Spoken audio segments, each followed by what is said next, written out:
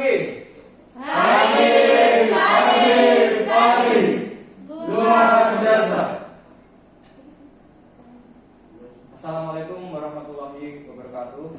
Salam sejahtera untuk kita semua. Sebelum kita mengawali kegiatan kita pada pagi hari ini, marilah kita berdoa supaya apa yang kita pelajari nantinya diberikan kemudahan, diberikan pemahaman, dan juga apa yang kita pelajari nanti bisa menjadi ilmu yang bermanfaat khususnya untuk diri kita pribadi dan umumnya untuk orang-orang di sekitar kita. Oleh karena itu, Pak Guru minta kesediaan Fana untuk memimpin kita dalam doa. Silakan.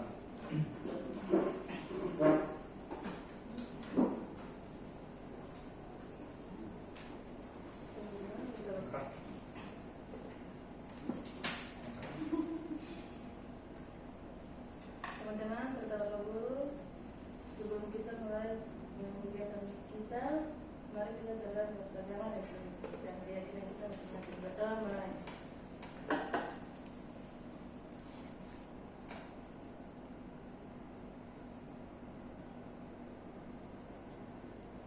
Berdoa selesai. Terima kasih.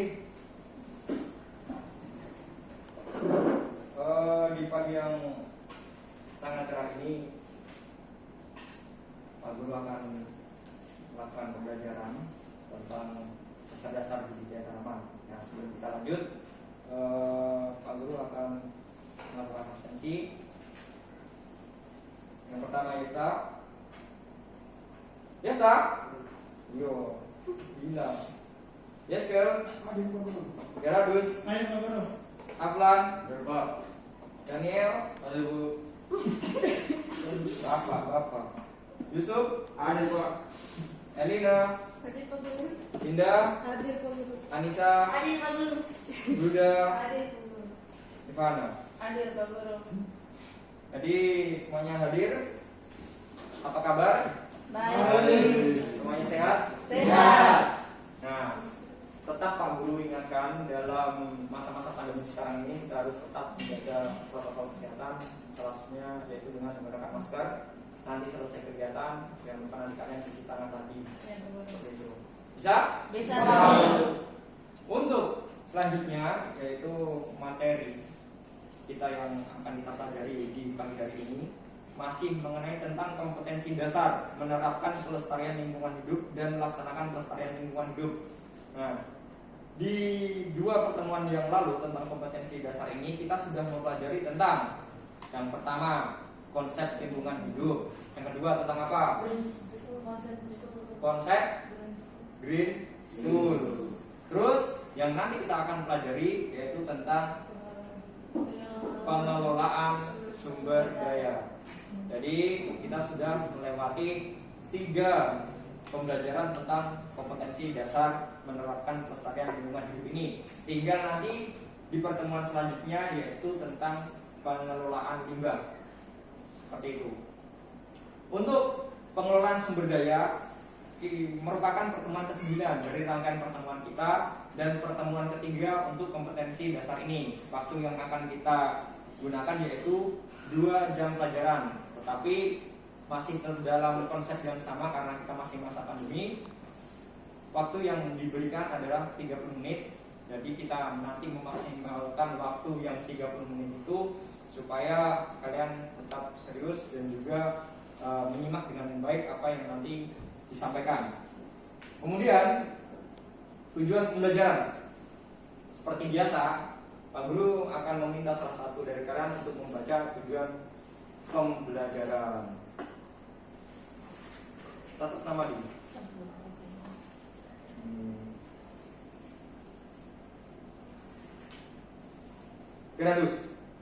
Gradus. Oh ya, sibuk sendiri. Dibaca tujuan pembelajarannya. Kelihatan kan tidak? Iya, Pak. Tidak kelihatan. Coba geser ke sana.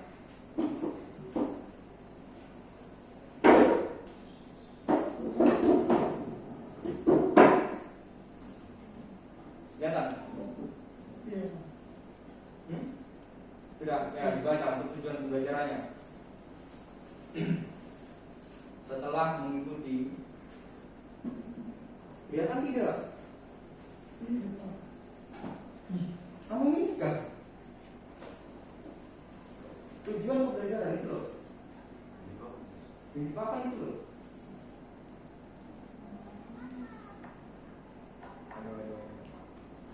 Nah, kita ganti saja. Ini kamu baca saja. Tujuan pembelajaran. Tujuan pembelajaran. Nah. Kita mengikuti serangkaian kegiatan pembelajaran peserta didik dapat Mengidentifikasi mengidentifikasi lingkungan yang menjadi objek pengelolaan, mengidentifikasi tempat terjadinya pencemaran. pencemaran, Iya. mengidentifikasi jenis limbah, menunjukkan lingkungan hidup yang tidak tercemar, menunjukkan lingkungan hidup yang tercemar. Nah, terima kasih. Jadi ada 5 tujuan pembelajaran kita pada pagi hari ini, yaitu mengidentifikasi lingkungan yang akan menjadi objek pengelolaan. Terus kemudian mengidentifikasi tempat terjadinya pencemaran. Kemudian mengidentifikasi jenis-jenis limbah, menunjukkan lingkungan hidup yang tidak tercemar. Yang terakhir menunjukkan lingkungan hidup yang tercemar. Itu tujuan pembelajaran kita. Selanjutnya, untuk menambah semangat kita pada hari ini, seperti biasa, moto kita apa? Belajarlah untuk masa depan yang lebih baik. SMK Bisa. Satu kali lagi. Moto kita apa? Belajarlah untuk masa depan yang lebih baik. SMK Bisa. Itu. Hah? Kemudian sebagai informasi awal, Pak Guru akan menayangkan video tentang pencemaran lingkungan. Nah, jadi Pak Guru akan menayangkan video tentang pencemaran lingkungan. Disimak baik-baik karena ini merupakan informasi yang berguna kalian untuk mempelajari tentang materi yang akan kita pelajari hari ini. Jadi disimak.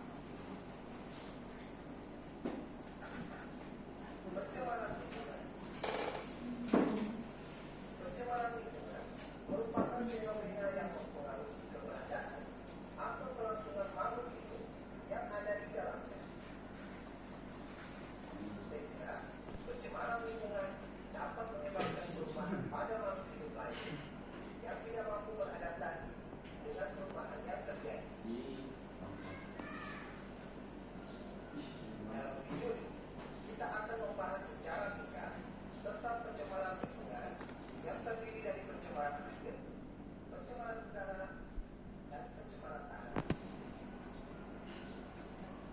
Namun, sebelum kita lanjut, bagi Anda yang belum subscribe, silakan subscribe terlebih dahulu agar Anda tidak ketinggalan update video terbaru dari channel ini.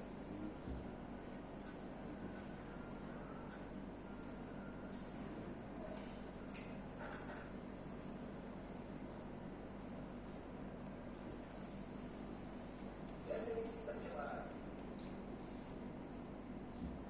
Menurut Undang-Undang Republik Indonesia Nomor 23 Tahun 1997, pencemaran lingkungan adalah masuknya atau dimasukkannya makhluk hidup, zat, energi, dan atau komponen lain ke dalam lingkungan hidup oleh kegiatan manusia sehingga kualitasnya turun sampai ke tingkat tertentu yang menyebabkan lingkungan hidup tidak dapat berfungsi sesuai dengan peruntukannya. Pencemaran lingkungan dapat terjadi oleh faktor alam seperti bencana gunung meletus, gempa bumi, atau tsunami. Sedangkan faktor non-alam dapat disebabkan oleh aktivitas manusia.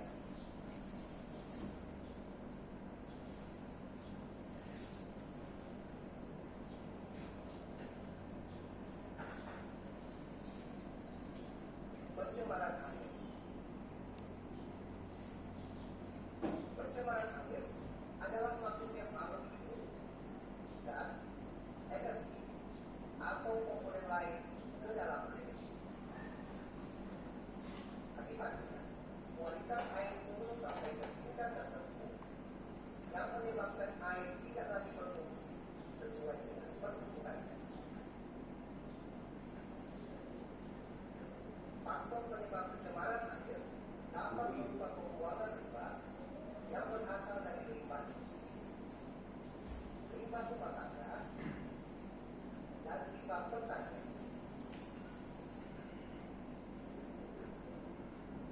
Pencemaran air menghasilkan dampak yang tidak menguntungkan bagi lingkungan. Dampak tersebut dapat berupa penurunan kualitas lingkungan, gangguan kesehatan, kerusakan ekosistem, dan masih banyak dampak yang tidak menguntungkan lainnya. Salah satu cara penanggulangan pencemaran air adalah dengan melakukan pengolahan limbah. Penggunaan prinsip ekologi yang dikenal dengan istilah 4R, yaitu reduce, recycle, dan repair, terbukti dapat meminimalisir pencemaran air.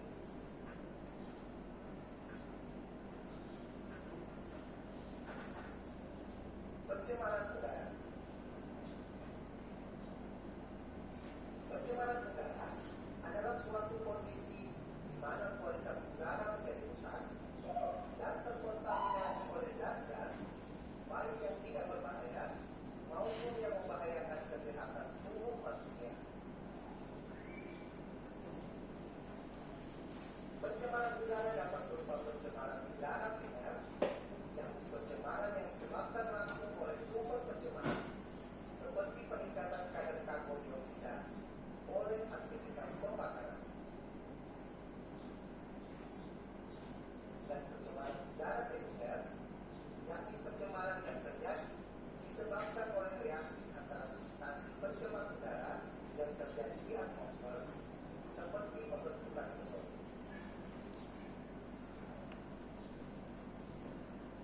Pencemaran udara dapat disebabkan oleh aktivitas alam seperti pemanasan global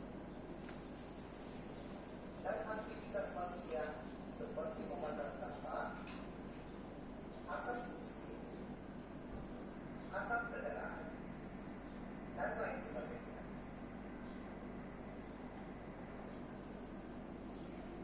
Dampak pencemaran udara dapat mengakibatkan kerugian bagi banyak organisme hidup. Dampak tersebut dapat berupa gangguan kesehatan, kerusakan tanaman, efek rumah kaca, dan rusaknya lapisan ozon.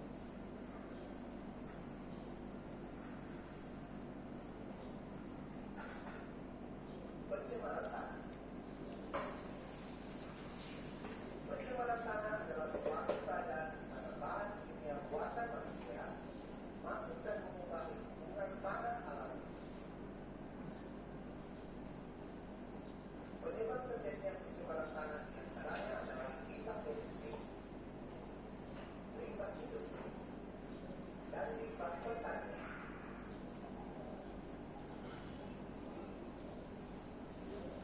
Dampak dari pencemaran tanah dapat berupa hilangnya kesuburan tanah, meracuni air tanah, hilangnya keseimbangan ekosistem, dan masih banyak dampak negatif lainnya.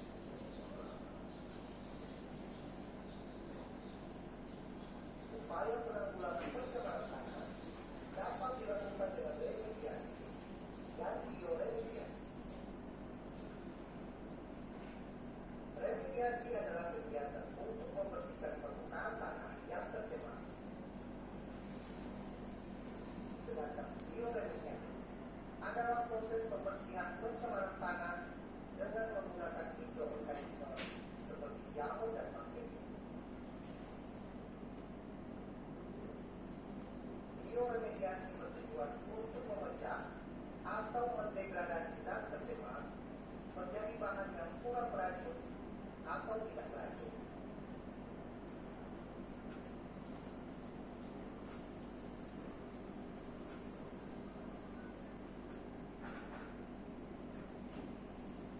Sekian dulu pembahasan singkat tentang pencemaran air, pencemaran udara, dan pencemaran tanah. Jangan lupa berikan like jika video ini bermanfaat bagi Anda.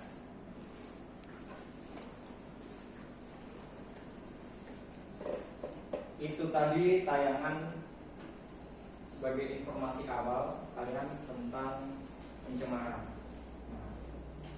Jadi pencemaran, terus hubungannya apa dengan pengelolaan sumber daya? Tentu saja, ketika kita melakukan pengelolaan sumber daya, hal yang kita hindari nantinya adalah terjadinya pencemaran.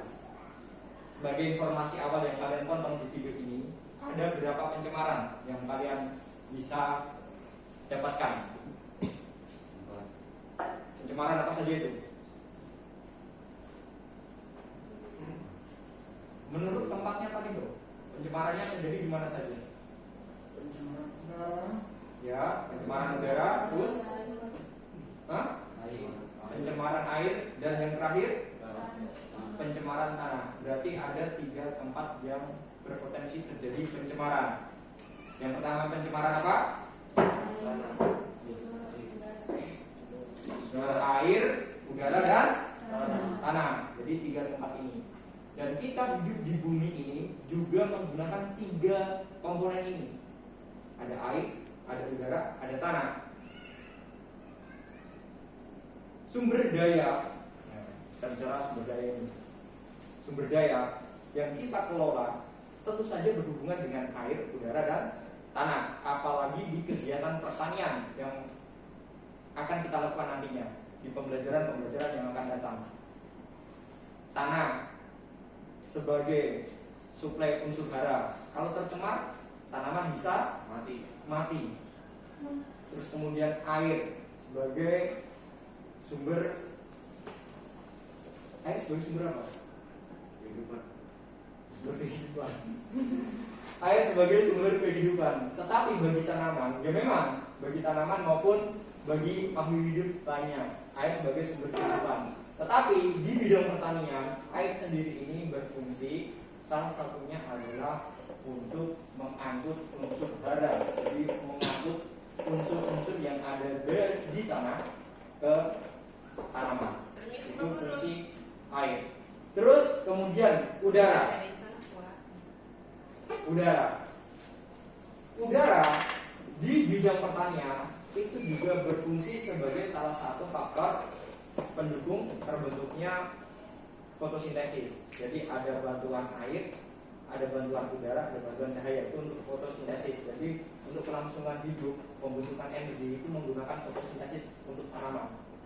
Jadi udara juga dibutuhkan, tentu saja karbon. Nah, untuk CO2 tadi yang di tayangan itu memang berpotensi terjadi pencemaran. Tetapi polutan atau polusi yang terjadi akibat pencemaran itu bisa dinetralisir dengan adanya kegiatan fotosintesis di tanaman. Bahayanya ketika tanaman berkurang, maka pencemaran atau kadar karbon dioksida di udara itu akan meningkat. Itu yang berbahaya bagi makhluk hidup lainnya, hewan, manusia. Tetapi tidak bagi tanaman. Tetapi kalau terlalu tinggi juga berbahaya bagi tanaman. Seperti itu udara. Jadi ada air, tanah, dan udara. Kemudian selanjutnya Pak Guru akan membagikan materi ajar. Seperti pertemuan-pertemuan yang lalu, Pak Guru akan membagikan materi ajar. Di materi ini ada informasi lebih tentang pengelolaan sumber daya, termasuk kaitannya pencemaran dengan kegiatan pertanian. Jadi kegiatan pertanian yang berpotensi terjadinya pencemaran. Nah, di sini. Ada di sini. Kemudian di dalam materi ajar ini juga Pak Guru sudah sisipkan lembar kerja peserta didik. Di dalamnya ada tugas. Nanti Pak Guru akan menjelaskan tugas yang akan kalian kerjakan di rumah. Pak Guru minta tolong untuk dibagi. Silakan.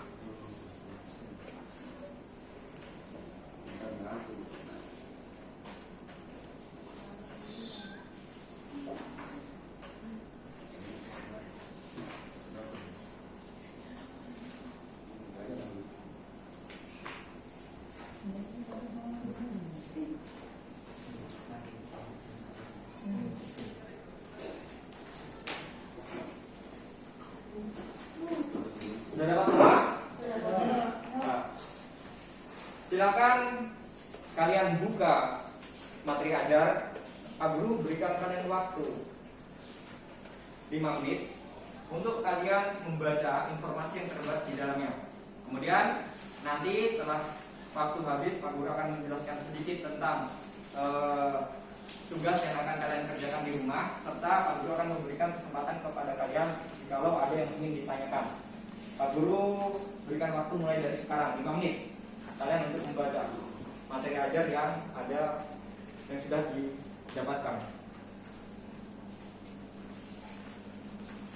Jangan dibolak-balik ya, dibaca. Jadi tugasnya itu membaca. Jangan dibolak-balik. Jadi dibaca.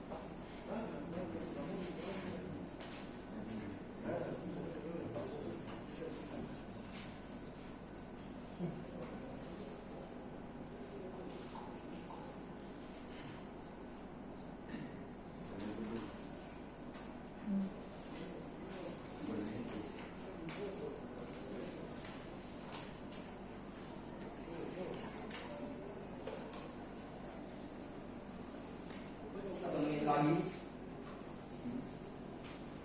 Tadi 5 menit itu cepat, makanya Pak Guru tadi sampaikan membaca.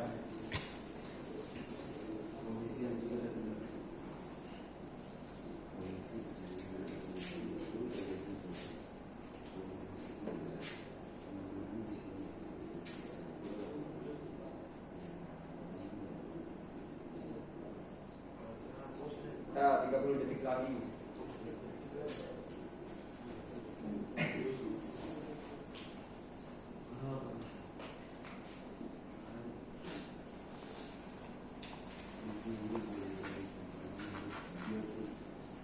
Nah, saya kira cukup untuk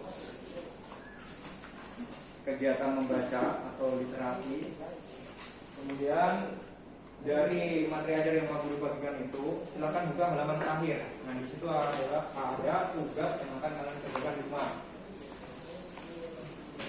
Di halaman terakhir sudah. Di halaman terakhir ada lembar kerja peserta didik. Di situ ada nama kelompok atau individu, karena ini tugas belajar di rumah. Silakan kalian isi nama individu kalian. Kemudian untuk nama anggota kelompok dikosongi. Kemudian untuk kompetensi kalian, agrobisnis, tanaman pangan dan hortikultura, mata pelajaran dasar-dasar budidaya tanaman. Di materi pembelajaran pengelolaan sumber daya alam. Tugas kalian di situ kalian bisa membaca langkah kerjanya. Kemudian yang Pak Guru jelaskan adalah di bagian kolomnya. Bisa juga kalian lihat di sini ada 3 kolom, nomor tempat terjadinya pencemaran, kegiatan pertanian yang berpotensi memicu terjadinya pencemaran.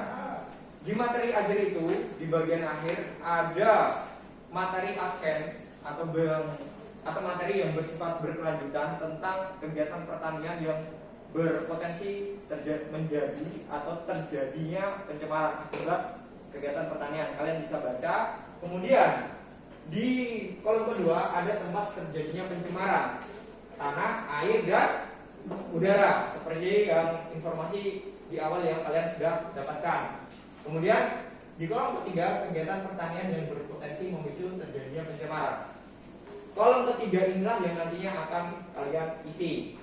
Silakan kalian bisa melihat dari materi ajar atau buku-buku yang lain atau dari Google sekalipun.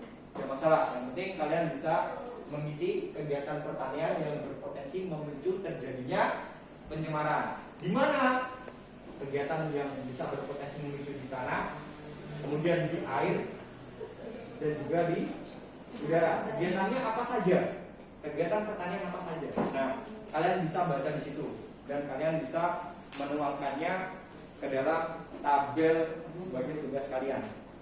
Bisa dipahami? Bisa. Kemudian untuk selanjutnya, sebelum Pak Guru akhiri, apakah ada pertanyaan? Nah, kalau ada silakan Pak Guru kasih kesempatan.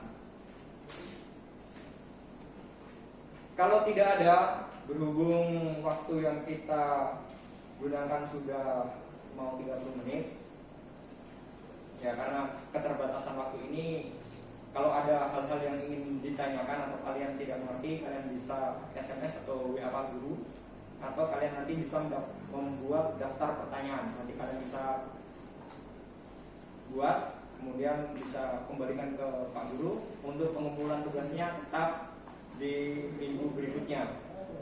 Seperti itu. Bisa dipahami? Bisa. Nah, baik, terima kasih. Sebelum kita mengakhiri kegiatan kita pada pagi hari ini, Pak Guru minta kesediaan dan ya, mungkin kita dalam doa. Silakan sini.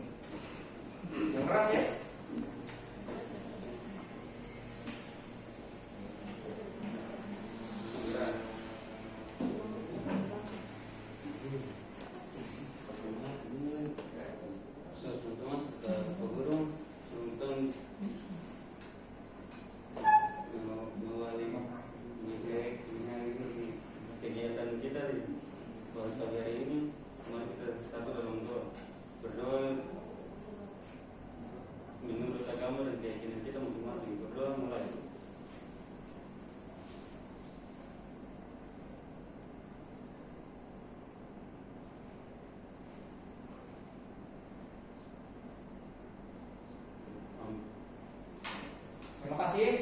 atas kesediaannya untuk memimpin kita dalam doa.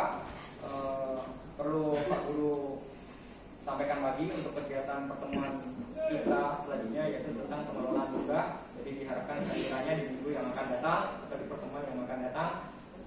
Kurang lebihnya Pak Guru mengucapkan permintaan maaf dan juga terima kasih atas kehadirannya. Semoga apa yang kita pelajari di pagi hari ini memberikan keberkahan untuk kita semua.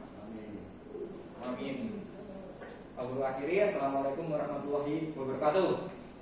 Selamat pagi. Selamat.